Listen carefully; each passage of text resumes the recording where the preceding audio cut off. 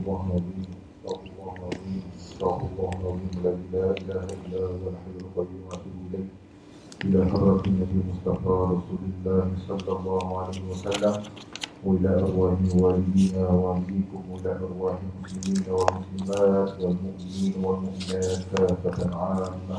الفاتحة. أعوذ بالله من الشيطان الرجيم. بسم الله الرحمن الرحيم. الحمد لله رب العالمين الرحمن الرحيم مالك يوم الدين إياك نعبد وإياك نستعين اهدنا الصراط المستقيم صراط الذين أنعمت عليهم غير المغضوب عليهم ولا الضالين آمين. آمين. بسم الله الرحمن الرحيم. الحمد لله رب العالمين والصلاة والسلام على أشرف الأنبياء والمرسلين سيدنا محمد وعلى آله وصحبه أجمعين.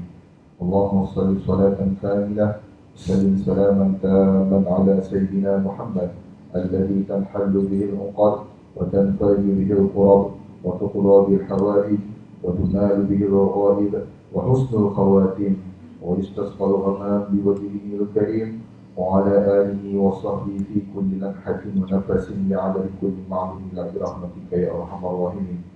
اللهم أنت ربي لا إله إلا أنت خلقتني وأنا عبدك وأنا على عهدك ووعدك ما استطعت أعوذ بك من شر ما صنعت أبوء لك بنعمتك علي وأبوء بذنبي فاغفر لي فإنه لا يغفر الذنوب إلا أنت. لا إله إلا أنت سبحانك إني كنت من الظالمين. لا إله إلا أنت سبحانك إني كنت من الظالمين.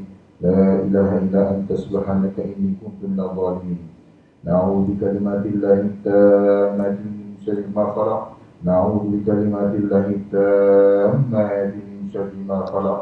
نعوذ بكلمات الله التامات كلها من شر ما خلق. بسم الله الذي لا يضر مع اسمه شيء في الأرض ولا في السماء وهو السميع العليم. بسم الله الذي لا يضر مع اسمه شيء في الأرض ولا في السماء وهو السميع العليم.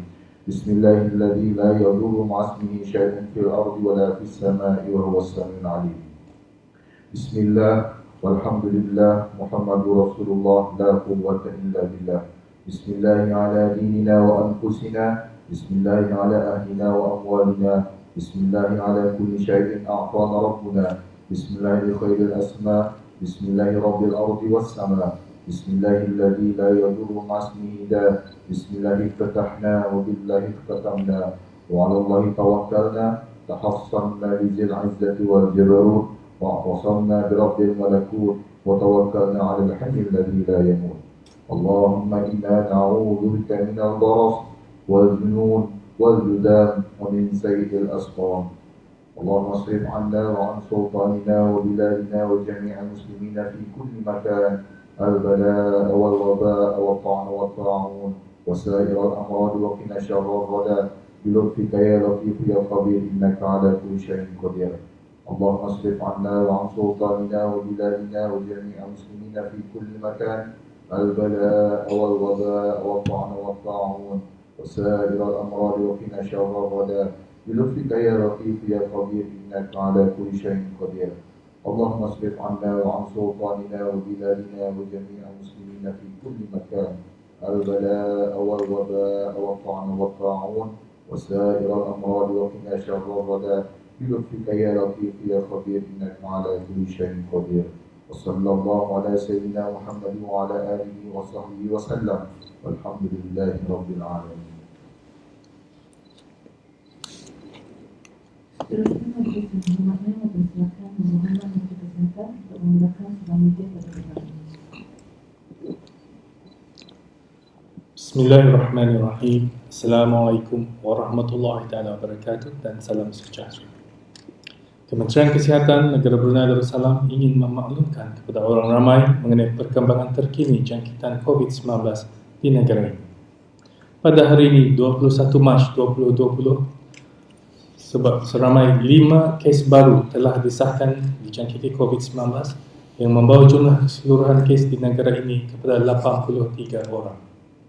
Kes 79 berumur 28 tahun adalah kontak kes 13. Pada awal penyiasatan kontak bagi kes 13, kes ini telah didapati negatif ujian makmal COVID-19 dan telah menjalani kuarantin sejak 12 Mac 2020. Walau bagaimanapun, beliau telah mula mengalami sengal-sengal pada badan pada 16 Mac 2020 dan oleh itu telah diaturkan untuk menjalani ujian makmal sekali lagi. Berikutan dengan perkembangan ini, ahli keluarga yang tinggal serumah dengannya juga telah diaturkan untuk menjalani ujian makmal sekali lagi dan tempoh kuarantin mereka dilanjutkan. Kes 80 berumur 6 bulan adalah kontak keluarga kepada kes 73. Anak Damin ini tidak mempunyai sejarah perjalanan ke luar negeri dan tidak mempunyai sebarang tanda-tanda jangkitan. Kes 81 dan kes 82 adalah merupakan rakan kerja kepada kes 69. Kedua-duanya tidak mempunyai sejarah perjalanan ke luar negeri. Kes 81 berumur 43 tahun telah mula mengalami demam panas, sengal badan dan batuk pada 14 hari bulan Mac 2020, manakala kes 82 yang berumur 27 tahun mula mengalami sakit kepala pada 17 hari bulan Mac 2020. Bagi kes 83 berumur 45 tahun adalah isteri kepada kes 71.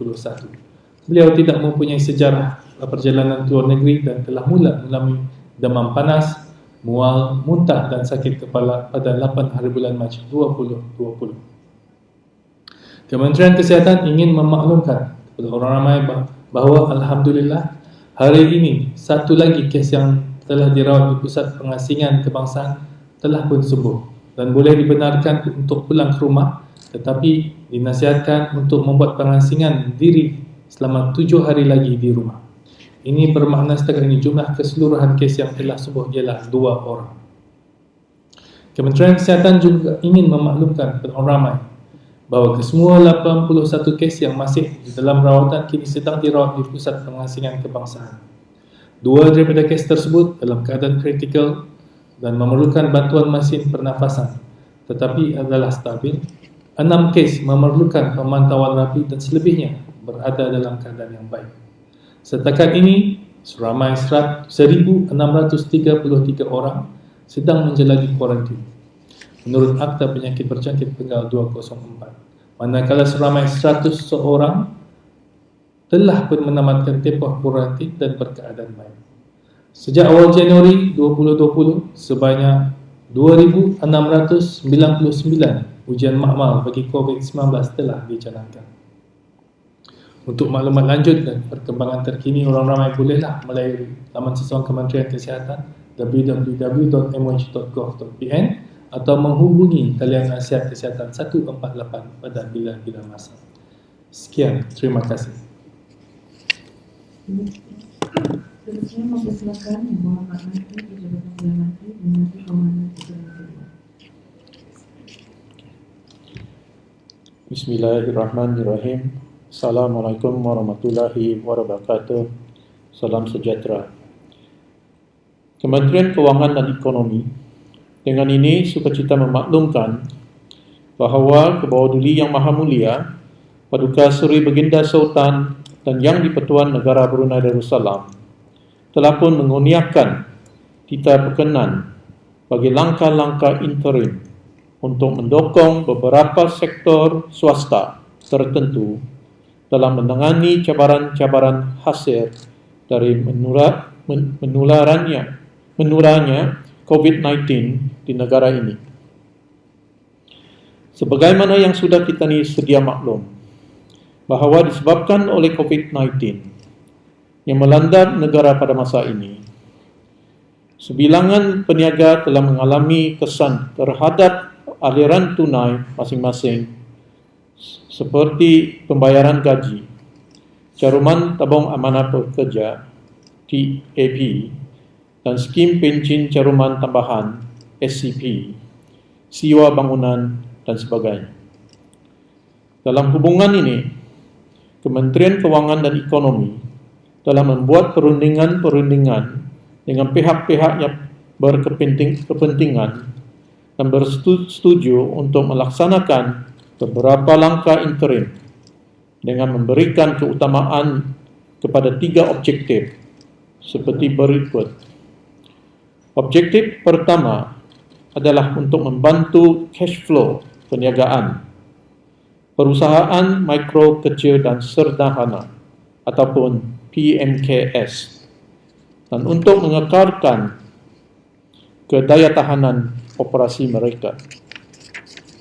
Objektif kedua adalah untuk memastikan jaminan pekerjaan job security kepada anak-anak tempatan.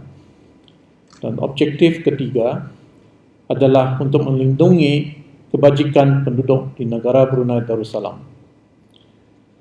Langkah-langkah interim yang dimaksudkan adalah seperti berikut dan bermula berkuat kuasa pada 1 hari bulan April 2020 dan akan berjalan selama 6 bulan. Pertama, penangguhan pembayaran atau deferment ke atas caruman TAP dan SCP bagi pekerja-pekerja tempatan yang berpendapatan 1,500 sebulan dan ke bawah di semua sektor di dalam kategori perusahaan mikro, kecil dan sederhana, iaitu dengan jumlah pekerja kurang dari 100 orang. Caruman oleh syarikat-syarikat akan dibayar terlebih dahulu oleh pihak kerajaan untuk memastikan bayaran dividen tahunan kepada pekerja-pekerja di sektor swasta tidak akan terjejas. Dalam pada itu, syarikat-syarikat adalah disarankan untuk menghadapkan permohonan kepada tabung amanah pekerja melalui email payments@tap.com.bn bagi mendapatkan kemudahan yang dimaksudkan. Syarikat-syarikat yang telah dibenarkan untuk membuat penangguhan pembayaran TAP dan SCP adalah dikehendaki membayar balik kepada pihak kerajaan dalam tempoh 1 tahun selepas tempoh 6 bulan berakhir. Kedua, kerajaan akan membiayai caruman SCP kepada golongan yang bekerja sendiri dalam tempoh yang dinyatakan tadi. Langkah ini adalah untuk membantu mereka yang bekerja sendiri yang terkesan dari wabak ini, bagi memastikan mereka akan mempunyai perlindungan survivorship fund yang berterusan. Ketiga, memberikan 30% diskaun ke atas kadar sewa bangunan kerajaan kepada perusahaan mikro, kecil dan sederhana mengikut sektor sasaran, iaitu seperti sektor perancangan, hospitality, termasuk hotel dan lodging house yang berdaftar, restoran dan kafe, pengangkutan penumpang udara dan air. Ini adalah untuk membantu mengurangkan kos operasi kepada pengusaha-pengusaha yang dimaksudkan.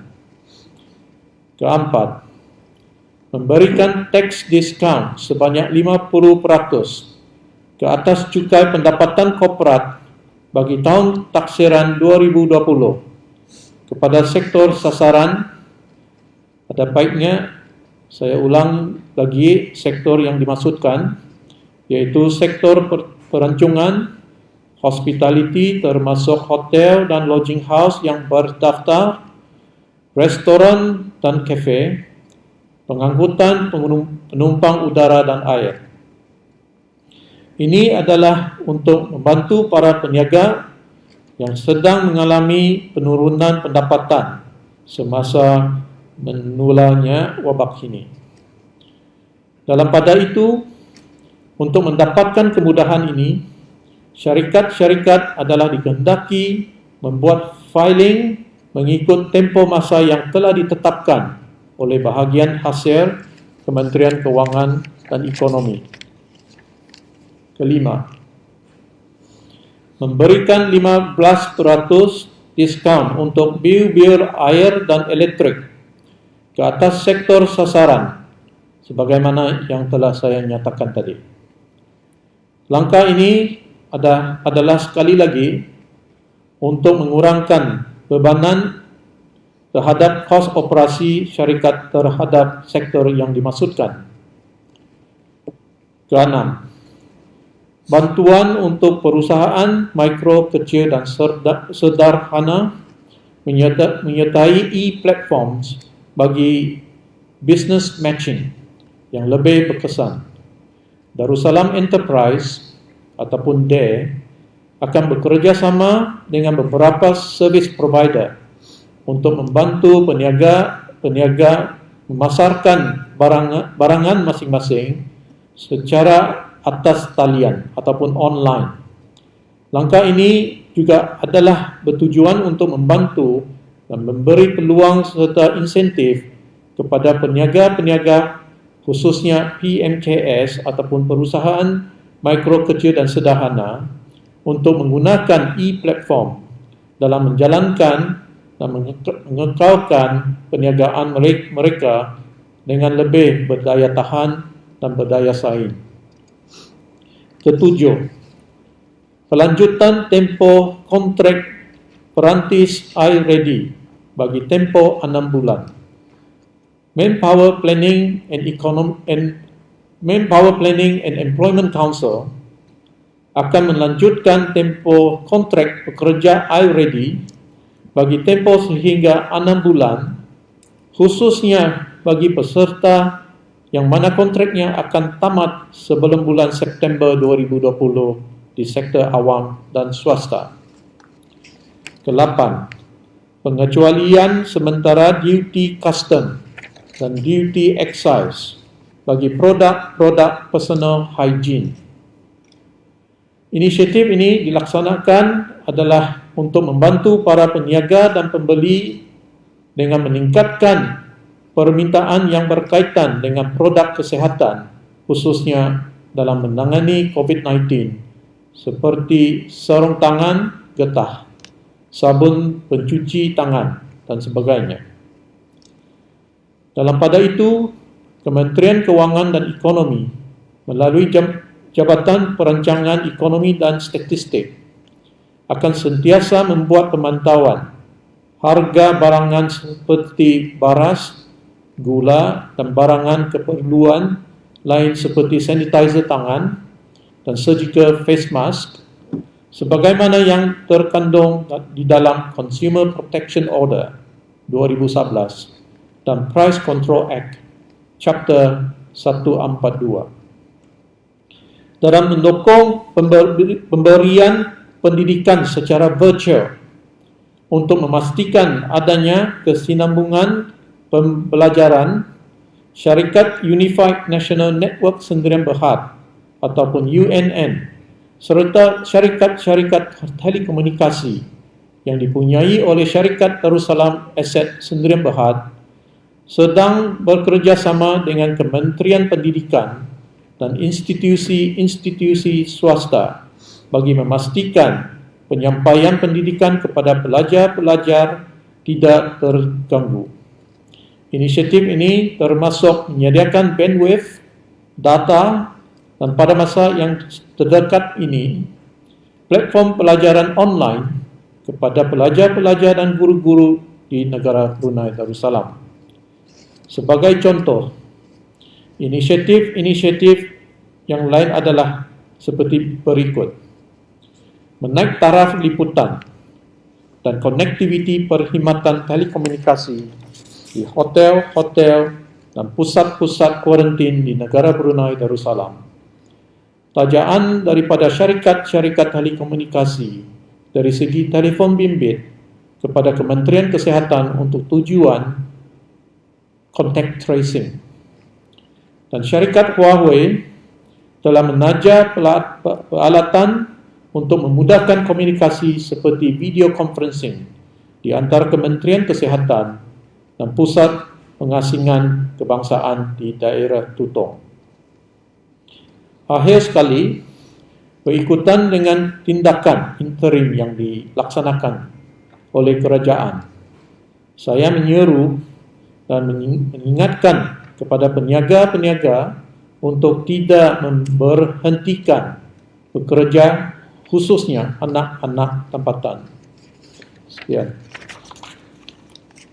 Seterusnya,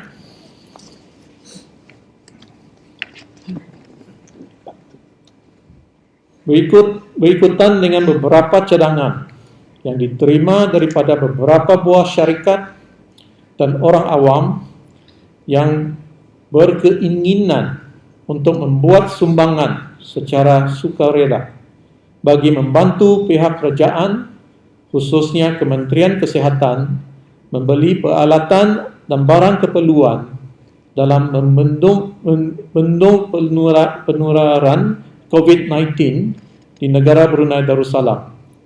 Kebawah-Duli Yang Maha Mulia, Paduka Seri Baginda Sultan dan Yang di-Pertuan Negara Brunei Darussalam telah pun mengurniakan titah perkenan bagi kerajaan untuk membuka satu akaun yang digelar COVID-19 Relief Fund bagi membolehkan orang ramai untuk membuat sumbangan dalam membantu menangani penularan COVID-19.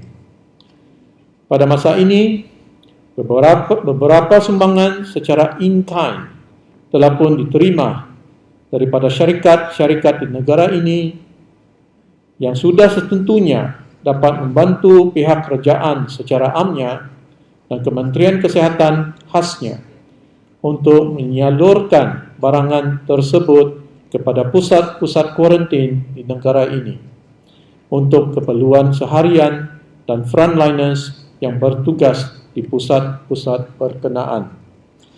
Syarikat-syarikat dan orang ramai bolehlah membuat sumbangan melalui pemindahan terus secara online ke dalam akaun seperti berikut. Bermula pada hari ini, Sabtu, 21 hari bulan Mac 2020. Nama akaun COVID-19 Relief Fund. Jenis akaun current account. Nombor akaun 101 007 0123.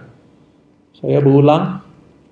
Nombor akaun 101 007 0123.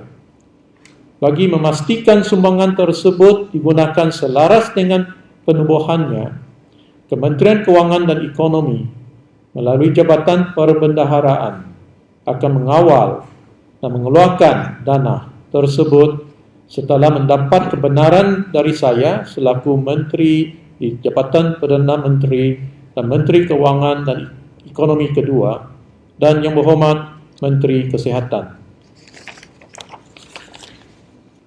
Seterusnya, merujuk kepada sidang media yang telah diadakan semalam, iaitu pada hari Jumaat 26 hari bulan Rejab 1441 Hijriah bersamaan 20 hari bulan Mac 2020 mengenai dengan juruterbang atau pilot dan kru kabin yang bertugas dengan Royal Brunei, di mana persoalan yang diajukan oleh Rano Adidas adalah why are they exempted from being quarantined? They are quite worried. Sebelum saya menjawab soalan tersebut, sukacita menerangkan serba sedikit tindakan yang diambil oleh pihak RB dalam menangani wabak COVID-19 dari terus merebak. Sejak adanya kes wabak COVID-19 pertama di negara Brunei Darussalam, RB telah mengaktifkan standard operating procedure-nya kepada setiap kaki tangan seperti juruterbang, kru kabin, ground staff dan juruterah yang bagi mengurangkan risiko sama ada kepada diri mereka maupun para tetamu RB. Dalam pada itu, semua pesawat RB akan menjalani proses pembersihan dan pembasmian kuman secara menyeluruh seperti pembersihan kabin, meja, tempat duduk dan in-flight entertainment screens. Semua alat dengar ataupun headsets, bantal dan serimut sama ada yang digunakan dan tidak digunakan akan dikeluarkan selepas setiap penerbangan. Pesawat-pesawat RB juga dilengkapi dengan High Efficiency Particulate Air atau HEPA yang serupa dengan yang digunakan di bilik operasi hospital. Udara kabin akan di-refresh setiap beberapa minit untuk memastikan udara dalam kabin adalah steril dan bebas zarah. RB juga menggunakan cutlery pakai buang. Berdasarkan kepada penerangan di atas, jika terdapat kes positif COVID-19 di dalam pesawat, juruterbang dan kru kabin yang bertugas pada masa itu akan diarahkan membuat swab test. Alhamdulillah, setakat ini tidak ada kru yang dijangkiti wabak berkenaan, di mana seramai 37 orang telah menjalani swab test dan 31 adalah disahkan negatif dan 6 telah dibebaskan dari self-isolation sebagaimana yang diarahkan oleh Kementerian Kesihatan. Ini adalah disebabkan oleh langkah-langkah yang diambil oleh RB terhadap krunya seperti memakai mask, glove apabila diperlukan, meningkatkan tahap kebersihan diri, mengambil suhu badan sebelum dan selepas penerbangan, briefing oleh juruterbang sebelum berangkat, tidak pergi ke tempat awam semasa berada di luar negeri dan sebagainya. RB akan sentiasa mematuhi arahan-arahan yang dikeluarkan oleh Kementerian Kesihatan seperti menjaga kebersihan diri dan akan memastikan juruterbang dan krunya menjalani kuarantin jika diarahkan oleh pihak yang berkenaan. Sekian, wabillahi taufik wa hidayah. Wassalamualaikum warahmatullahi wabarakatuh. Terima kasih yang bermanfaat Pak Datuk.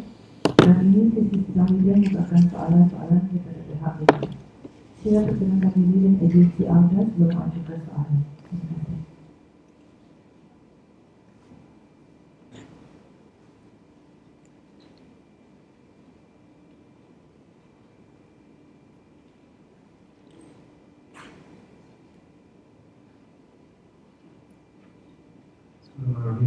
Assalamualaikum warahmatullahi wabarakatuh. Ada beberapa soalan daripada pihak media yang diajukan.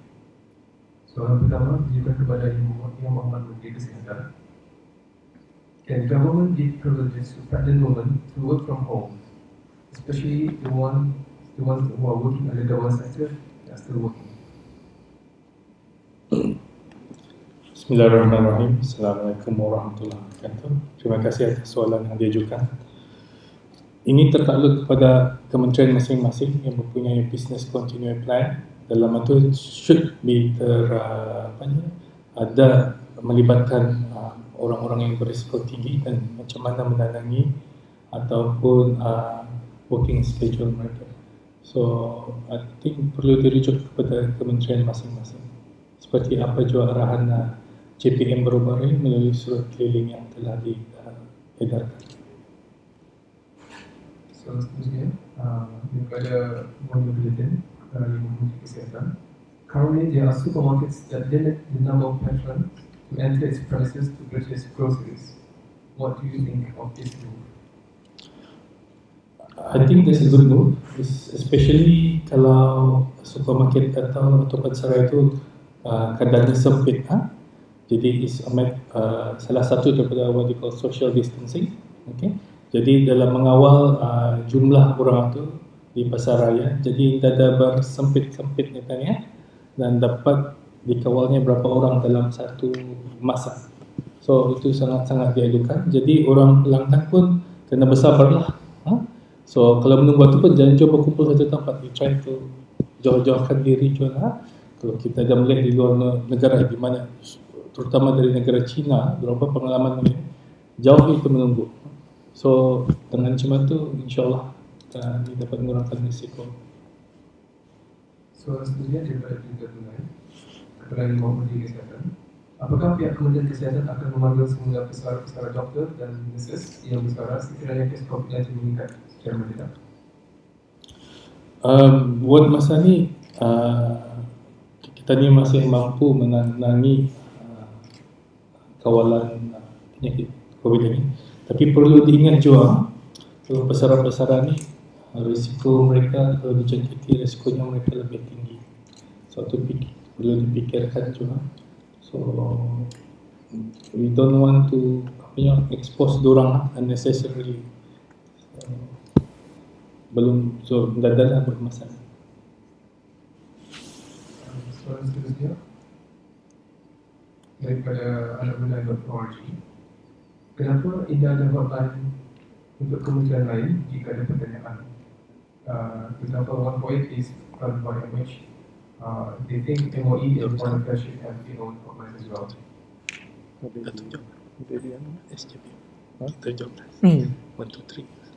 Ya, kalau ada sebarang pertanyaan memang boleh ditelefon ke talian Darussalam 123. Jadi kalau ada keperluan masa depan untuk setiap kementerian untuk mengadakan hotline masing-masing, mangkali itu boleh dipikirkan kemudian. Tapi buat pada masa ini, mangkali belum lagi ada keperluan lah. Mangkali yang kesihatan memang masa ini hotline mesti disediakan. Tapi kementerian-kementerian lain itu mangkali belum lagi ada keperluan. Jika ada keperluan nanti, insyaAllah. Terima kasih. Soalan seterusnya daripada Busy Tunai. Will the deferment of financing repayments be extended to other affected sectors such as fitness centers, recreational sectors which have been closed? Ya, pada masa ini yang penangguhan pembayaran TAP dan SCP ada dibukakan untuk semua sektor.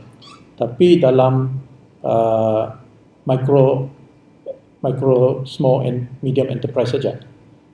So ya, maksudnya jumlah pekerja di bawah 100 orang. Dibukakan ke semua sektor. Soalan seterusnya daripada Boni Bulletin kepada Imam Menteri Kesihatan. If there is a person who suddenly collapses in public, should public try to help or just stay a distance because of the COVID-19? Terima kasih. That's a very valid and interesting question.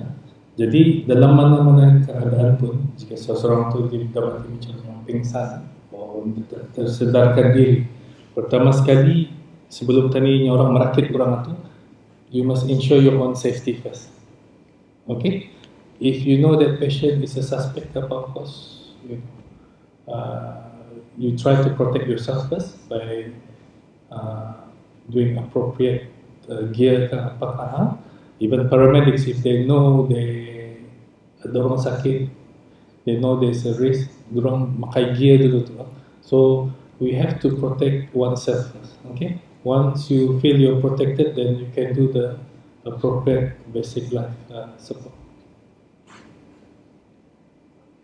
Soalan seterusnya daripada alumni.org. How about childcare centers? How can they survive without fines? Any way to help them? No way this service can be delivered through online.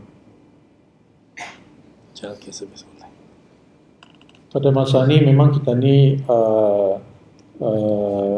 fokus kepada sektor perancangan dulu.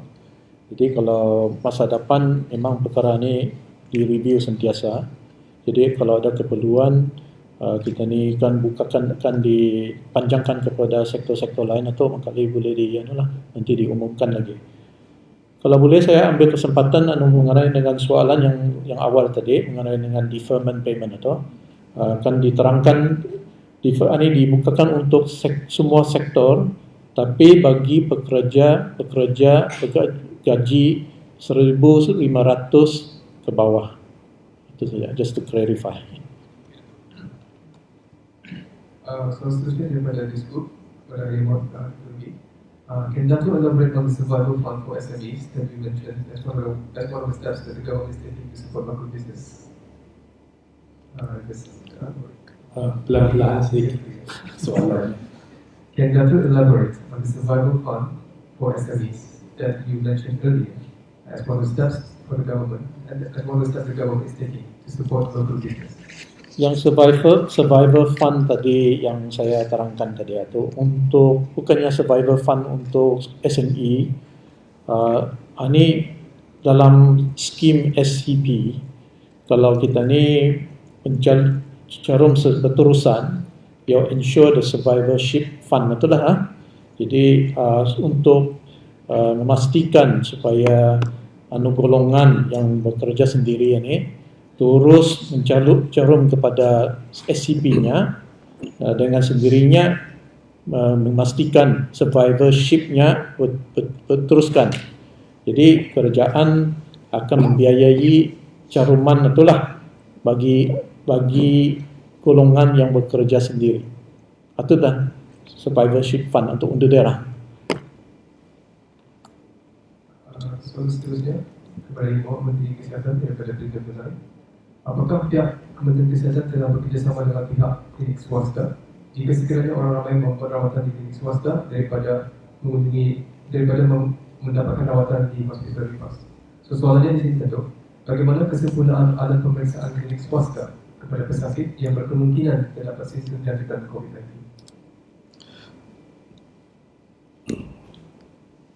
Orang ramai pertama sekali merujuk kepada kes COVID ini disarankan pergi ke ripas ataupun tempat-tempat kesihatan kerajaan, kecuali di pihak swasta terutama sekali JPMC, diorang ada prosedurnya, tapi yang tempat swasta lain I hope they have, but walaupun dia disarankan untuk orang pergi klinik-klinik kerajaan di mana ada sudah SOP-nya, protokolnya, dan baru-baru ditambah pusat kesihatan Berakas dan Pangkalan Batu sebagai another flu center. Jadi orang di sana tu semua memakai PPE tertentu sudah untuk merawat mereka. So kalau orang ini khawatir dirinya ada case ataupun ada case of contact, disarankan jangan pergi ke private clinic, pergilah ke klinik kerajaan yang telah saya sebutkan tadi. Just media requesting for clarification. Just to clarify, which bank is the account for the COVID-19 relief fund? Okey, minta maaf. Barangkali ada berapa account bank atau BIBD. Sorry. And last one from Renotidas to Yang Menteri Kesihatan. If sekiranya most hospitals are reopened or opened, will they only assign one entry point instead of multiple entries for screening purposes? Kalau ia dibuka, ada peraturan-peraturan yang akan diberikan kepada masjid-masjid. So dia mesti mengikut peraturan yang disediakan, so baru dapat dibuka. Tapi masa ni masih dalam penelitian, so insyaAllah dalam masa terdekat akan diumumkan sama ada dibuka ataupun ditangguh. Masih.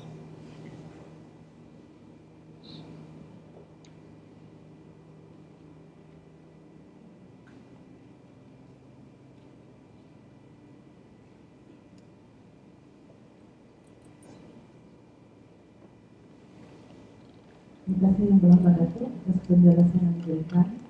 Kali ini kita tutup sidang media pada pekan ini dan sekali lagi mengucapkan ribuan terima kasih kepada semua rekan-rekan media yang hadir. Kemudian Taufiq wal Hidayah. Assalamualaikum warahmatullahi wabarakatuh. Waalaikumsalam. Terima kasih.